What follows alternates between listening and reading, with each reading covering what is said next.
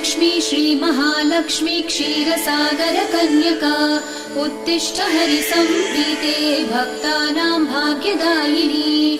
श्रीलक्ष्मी श्रीमहालक्ष्मी क्षीरसागर कन्यका उत्तिष्ठ हरिसंप्रीते भक्तानां भाग्यदायिनी।